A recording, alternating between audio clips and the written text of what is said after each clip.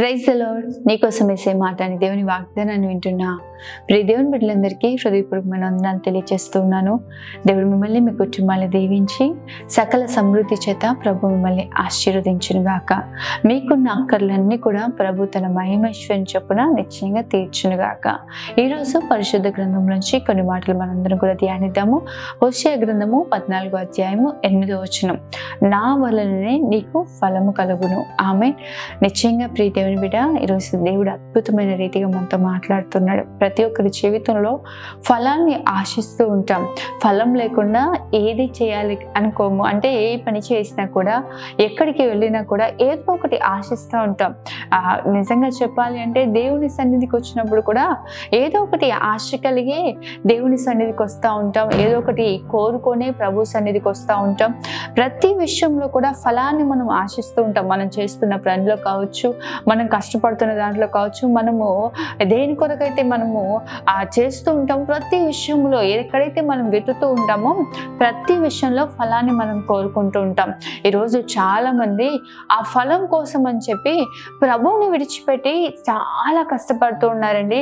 జీవితంలో గొప్ప ఆశీర్వాదం చూడాలి, ఫలభరితమైన అనుభవంలో నేను ఉండాలి, నేను అభివృద్ధి పరచబడాలి, నేను దీవింపబడాలి, ఉన్నతమైన స్థితిలో నేను ఉండాలని చెప్పి అనేకులు వారు ఎన్ని విధాలుగా అయితే ప్రయత్నించగలుగుతారో, ఎన్ని విధాలుగా అయితే ఒక వ్యక్తి కష్టపడగలుగుతాడో, ఎన్ని విధాలుగా ఆలోచన చేయగలుగుతారో అన్ని విధాలుగా ప్రయత్నిస్తూ ఉన్నారు. కానీ చాలా మంది జీవితాల్లో జరుగుతుంది ఏంటంటే వారికి కష్టానికి తగిన ప్రతిఫలాన్ని చూడలేకపోతున్నారు. ఎక్కడ ఏదో ఒక కొదువ వారి జీవితంలో ఏలుబడి చేస్తూ ఉంది. ఎంత ఉన్నా ఏదో ఒక సమస్య వారి జీవితంలో వారు ఉన్నదంతా కూడా మర్చిపోయి ఆ సమస్యను బట్టి కృంగిపోయే విధంగా చాలా మంది జీవితాల్లో ఈరోజు అటువంటి పరిస్థితులు ఎదుర్కొంటున్నారు. ప్రియ దేవుని బిడ్డ, ఈరోజు నువ్వు ఫలాన్ని కోరుకుంటూ ఉన్నావు కదా, నువ్వు ఫలభరితమైన అనుభవంలో ఉండాలని ఆశపడుతున్నావు కదా. అయితే నీకు ఎలా ఫలం కలుగుతుంది అంటే దేవుని వలన మాత్రమే ఫలం కలుగుతుంది. ఈరోజు దేవుడు మన జీవితంలో లేకుండా మనం ఏమి చేసినా కూడా వ్యర్థమే. దేవుడు మన పక్షాన లేకుండా మనం ఎంత కష్టపడినా కూడా వ్యర్థమే. దేవుడు మనని ఆశీర్వదించకుండా మనము ఎంతగా దీవింపబడాలని ప్రయాసపడ్డా కూడా ఆ ప్రయాసం అంతా కూడా వ్యర్థమే. ఈరోజు చాలా మంది ప్రయాసము ఎలా అంటే గాలి కొట్టుకుంటా ఉంటుంది చూడండి, అటు ఇటు అలాగే ఉంది. వారి ప్రయాసం కనిపిస్తూ ఉంది, వారి కష్టం కనిపిస్తుంది, కానీ వారికి ప్రతిఫలం దొరకట్లేదు. వారికి ఆశించినది వారు పొందుకోలేకపోతున్నారు. ఈరోజు నిశ్చయంగా ప్రియ దేవుని బిడ్డ, ఫలం నువ్వు చూడలేకపోతున్నావా? అయితే దేవుడు నీతో మాట్లాడుతున్నాడు. నీ కష్టం వల్ల కాదు, నీ తెలివితేటల వల్ల కాదు, లేకపోతే నీకున్న ధనం ద్వారా కాదు, నీకున్న బలం ద్వారా కాదు, నీకున్న వ్యక్తుల ద్వారా కాదు, నువ్వు ఆశ్రయించిన వాటి ద్వారా కాదు, కానీ నా వలననే నీకు ఫలం కలుగుతుంది. నిజమే ప్రియ దేవుని బిడ్డ, దేవుని వల్ల మాత్రమే మనకు ఫలం కలుగుతుంది. ఆయనే మనని ఫలభరితంగా మార్చే దేవుడు. మన కష్టానికి తగిన ప్రతిఫలాన్ని, మన యథార్థమైన జీవితానికి తగిన ప్రతిఫలాన్ని దేవుడు మనకు అనుగ్రహించే దేవుడై ఉన్నాడు. హగ్గై గ్రంథంలో మనం చూస్తూ ఉంటాం ఏమంటే చాలా మంది ఏంటంటే కష్టపడుతున్నారు, కానీ వారి కష్టార్జితాన్ని అనుభవించలేకపోతున్నారు. చాలా మంది తింటున్నారు, కానీ వారికి ఆకలి తీరకుంది. వస్త్రాలు కప్పుకుంటున్నారు, కానీ వారికి చలి ఆగకుంది. ఈరోజు చాలా మంది పరిస్థితులు, చాలా మంది అనుభవాలు అలాగే ఉన్నాయి. వారు అన్ని విధాలుగా ప్రయత్నిస్తున్నారు, కానీ సంతృప్తి లేని జీవితాలు, వారికి సరిపోయే అంటే సమృద్ధైన ఆశీర్వాదాన్ని, సమృద్ధైన దీవెనను అనేకులు చూడలేకపోతున్నారు. ఈరోజు నిశ్చయంగా ప్రియ దేవుని బిడ్డ, యెహోవా ఇల్లు కట్టించిన కట్టువారి ప్రయాసం వ్యర్థమే అని దేవుని వాక్యం సెలవిస్తా ఉంది. యెహోవా కావలి కాయని ఎడల కావలి కాసేవారు మేలుకొని ఉండుట కూడా వ్యర్థమే అంట.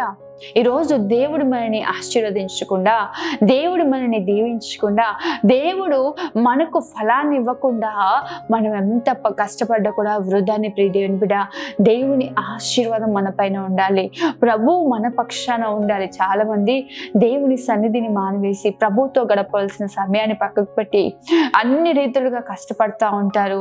వారికి చాలా అంటే దేవుని వాక్యం సెలవిస్తూ ఉంటది కదా, ఒకడు చాలా ఉదయాన్నే లేచి రాత్రి వరకు కొరకు కష్టపడుతూ వారి కష్టార్జితమైన ఆహారం తినుచుండుట వ్యర్థమే, ఎందుకంటే తన ప్రియులు నిద్రించుచుండగా దేవుడు వారికి ఇస్తారని వాగ్దానం చేస్తున్నాడు. నిశ్చయంగా ప్రియ దేవుని బిడ్డ, ఈరోజు నువ్వు ఫలాన్ని కోరుకుంటున్నావా? నువ్వు చేసే ఉద్యోగంలో కావచ్చు, వ్యాపారంలో కావచ్చు, కుటుంబ జీవితంలో కావచ్చు, వ్యక్తిగతంగా కావచ్చు, పరిచయంలో కావచ్చు, నువ్వు ఫలాన్ని కోరుకుంటున్నావా? అది దేవుడు మాత్రమే నీకు ఇవ్వగలుగుతాడు. ప్రభు సన్నిధిలో ఆయన పాదాలు పట్టుకొని ప్రభు సన్నిధిలో బ్రతిమలాడండి. దేవా, నన్ను ఆశీర్వదించు, నన్ను ఫలభరితంగా మార్చు.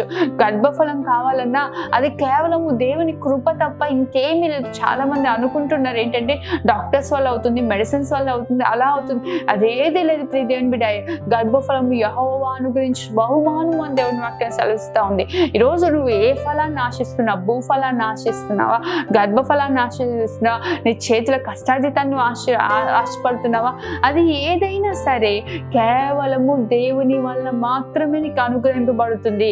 ఏ మనుషుల ద్వారా కాదు, ఏ జ్ఞానం ద్వారా కాదు, ఏ ధనము ద్వారా కాదు, కానీ ప్రభువు వల్ల మాత్రమే నీకు ఫలము కలుగుతుంది. ఈరోజు దేవుని సన్నిధిలో ఆయన పాదాలు పట్టుకొని, ప్రభువా నన్ను ఫలభరితంగా మార్చు, నేను చేస్తున్న ఈ పనిని ఫలభరితంగా మార్చు, నేను చేస్తున్న పరిచయను ఫలభరితంగా మార్చు అని ప్రభుని బతిమలాడుకొని, దేవుని బతిమాలుకొని ఆయన వారిని కటాక్షించిన దేవుని వాక్యం సెలవిస్తుంది. ఎందుకు ఇంత ధైర్యంగా ఈ మాటలు చెప్తున్నాము అంటే ప్రతి శ్రేష్టమైన ఇవి దేవుని దగ్గర నుంచి వస్తుందంట. మనం చూసినట్లయితే యాకోబు రాసిన పత్రిక 1వ అధ్యాయం 17వ వచనంలో స్పష్టంగా రాయబడింది, శ్రేష్టమైన ప్రతి ఈవియు సంపూర్ణమైన ప్రతి వరమును సంబంధమైనదే జ్యోతిర్మయుడకు తండ్రి యొద్ద నుండి వచ్చును. ఆయన యందు ఏ చంచలత్వమైనను గమనాగమనములను కలుగు ఏ ఛాయ అయినను లేదు. దేవుడు శ్రేష్టమైనది ప్రతిది కూడా ఫల సంబంధమైన జ్యోతిర్మయుడకు దేవుని దగ్గర నుంచి వస్తుంది. ఈరోజు శ్రేష్టమైన దేవుని కోరుకుంటున్నా, శ్రేష్టమైన ఆశీర్వాదాన్ని కోరుకుంటున్నా. నీ జీవితంలో చాలా శ్రేష్టమైనది. చాలా మంది కూడా ఎవరైనా కూడా చూడండి, వారికి తగినట్లుగా వారు శ్రేష్టమైనది తీసుకోవాలనుకుంటారు, కానీ అంటే పాడైపోయింది కానీ, అక్కడికి రాంది కానీ, పనికి రాంది కానీ తీసుకోవాలని ఆశపడరు. వారి జీవితంలో ఏదైనా సరే శ్రేష్టమైనది ఉండాలనుకుంటారు. వారు కొనే వస్తువే కావచ్చు, తీసుకునే ఏదైనా కావచ్చు, శ్రేష్టమైనది ఉండాలని ఆశపడుతూ ఉంటారు. శ్రేష్టమైనది ఎక్కడ దొరుకుతుంది, ఎవరి దగ్గర దొరుకుతుంది అంటే దేవుని యొద్ద మాత్రమే. శ్రేష్టమైన ప్రతి ఇవి, సంపూర్ణమైన ప్రతి వరము జ్యోతిర్మయుడైన తండ్రి యొద్ద నుంచే వస్తుంది. కాబట్టి దేవుని అడగని ప్రియ దేవుని బిడ్డ, ప్రభువు నీకు శ్రేష్టమైన ఈవుల్ని ఇస్తాడు, శ్రేష్టమైన ఆశీర్వాదాలను ఇస్తాడు.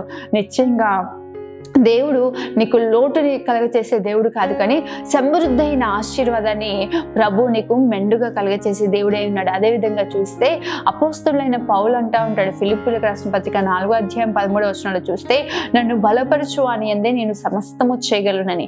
నిజమే, మనం ఏం చేయాలన్నా ప్రభు మనల్ని బలపరిచితేనే మనం సమస్తం చేయగలుగుతాము. ప్రభు మనల్ని బలపరచకుండా మనం ఏమీ చేయలేం ప్రియ దేవుని బిడ్డ. కాబట్టి నిశ్చయంగా ప్రభు సన్నిధిలో ప్రభు పాదాలు పట్టుకోండి. ఈరోజు నీవు ఫలాన్ని ఎంతగా అయితే ఆశిస్తున్నావో, నీవు ఫలించాలని ప్రభు కూడా నీకంటే ఎక్కువగా ఆశపడే దేవుడే ఉన్నాడు ప్రియ దేవుని బిడ్డ. మనం బైబిల్ గ్రంథంలో మొదటి ఆశీర్వాదం, దేవుడిచ్చిన మొదటి ఆశీర్వాదం మనం చూస్తే, ఆదాము అవ్వను నిర్మించిన తర్వాత ప్రభు చెప్తా ఉంటాడు ఏంటంటే, మీరు ఫలించి అభివృద్ధి పరిచి భూమిని నిండించారు. మనం ఫలభరితంగా ఉండాలని ప్రభు ఆశపడే దేవుడే ఉన్నాడు. అందుకే చెప్తా ఉంటాడు యోహాను సువార్త 15వ అధ్యాయం 16వ వచనంలో చూస్తే, మీరు వెళ్ళి ఫలించుటకును మీ ఫలము నిలిచి ఉండుటకు నేనే మిమ్మల్ని ఏర్పరచుకున్నాను, కానీ మీరు నన్ను ఏర్పరచుకునలేదు. ఈరోజు చాలా మంది అనుకుంటా ఉన్నారు దేవుని దగ్గరికి నేను వస్తున్నానని. లేదు ప్రియ దేవుని బిడ్డ, ప్రభువే తన అనాది సంకల్పము చొప్పున జగత్తు పునాది వేయబడక మునిపే దేవుడు తన ఉచితమైన కృపలో ప్రేమ ద్వారా మనల్ని ఏర్పరచుకుని ఉన్న దేవుడై ఉన్నాడు. ఆయనే మనము ఫలించాలని, మన ఫలము నిలిచి ఉండాలని ఆశపడే దేవుడై ఉన్నాడు. ఈరోజు ఫలభరితంగా నువ్వు జీవించాలి, నువ్వు ఫలాన్ని పొందుకోవాలి అంటే కేవలము దేవుడి ద్వారా మాత్రమే. అందుకే దేవుడు చెప్తున్నాడు ఈరోజు ఏమంటే, నా వల్లనే నీకు ఫలం కలుగును. ఈరోజు ప్రభు సన్నిధిలో ప్రభు పాదాలు పట్టుకొని ఇంకా ఫలభరితమైన అనుభవంలోకి రాలేకపోతున్నావేమో. ఆత్మ సంబంధంగా కావచ్చు, కుటుంబ పరంగా కావచ్చు, వృత్తిపరంగా కావచ్చు, పరిచర్య పరంగా కావచ్చు, అది ఏదైనా ప్రియ దేవుని బిడ్డ, ప్రభు చేయగలిగిన దేవుడు. ప్రభు నీకు ఫలాన్ని కలగ చేయగలిగిన దేవుడైనా నిశ్చయంగా దేవుని సన్నిధిలో ఆయన పాదాలు పట్టుకొని ప్రార్థించి దేవుని అడుగు. దేవుడు నీకు శ్రేష్టమైన ఆశీర్వాదాలను, శ్రేష్టమైన దీవెనలను ప్రభు నిశ్చయంగా నీకు అనుగ్రహించి బలపరచును గాక. ఆమె ప్రార్థన చేసుకుందాం. మహోన్నతుడైన తండ్రి, సర్వశక్తిమంతుడైన దేవ, సకల ఆశీర్వాదాల కారణభూతుడా, నీకే వందనాలు, స్తోత్రాలు ప్రభువా. ఎంత అద్భుతమైన రీతిగా మీరు మాతో మాట్లాడారు. నిజమే ప్రభువా, మా చేతుల కష్టం వల్ల కాదు, మా ఆలోచనలు, మా తెలివితేటలు, మా తలంపుల వల్ల కాదు, కానీ కేవలం నీ కృప వల్ల, నీ వల్ల మాత్రమే మాకు ఫలం కలుగుతుందయ్యా. ఈరోజు నిశ్చయంగా నీ బిడ్డలు ఎంతమంది అయితే నీ వైపు చేతులెత్తి వారి జీవితాల్లో ఫలాన్ని ఆశిస్తున్నారో వారందరినీ కృపతో జ్ఞాపకం చేసుకుని ప్రభువా, వారందరినీ దీవించండి, వారికి ఫలాన్ని కలగచేయండి. అత్యధికమైన దీవెనను, అత్యధికమైన కృపను మెండుగా బిడ్డలకు అనుగ్రహించమని యేసు పరిశుద్ధ నామములో వేడుకుంటూ ఉన్నాను తండ్రి. ఆమేన్. దేవుడు మిమ్మల్ని, మీ కుటుంబాన్ని దీవించి సకల సమృద్ధి చేత ప్రభు మిమ్మల్ని బలపరచును గాక. ఆమేన్. God bless you.